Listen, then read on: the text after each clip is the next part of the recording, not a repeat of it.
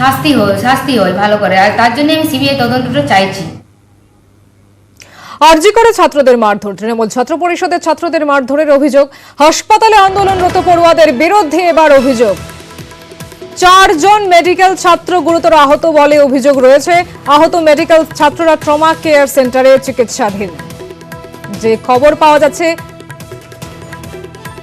আরজি করে ছাত্রদের মারধর, তৃণমূল ছাত্র পরিষদের ছাত্রদের মারধরের অভিযোগ রয়েছে।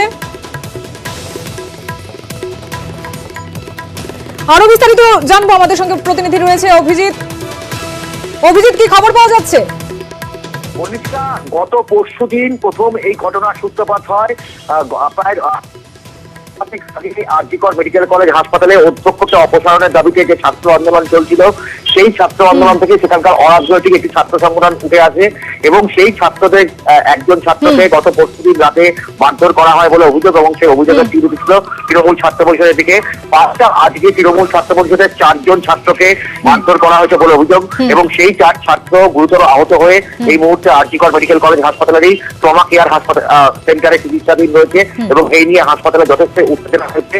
ছাত্র সংঘর্ষের ঘটনায় সেখানে টালা থানা থেকে বিশাল পুলিশ ঘাটে ঘটনাস্থলে, এবং পাশাপাশি আরজিকর হাসপাতালে হসপিটাল অথরিটি বা কর্তৃপক্ষ তারাও উপস্থিত রয়েছেন।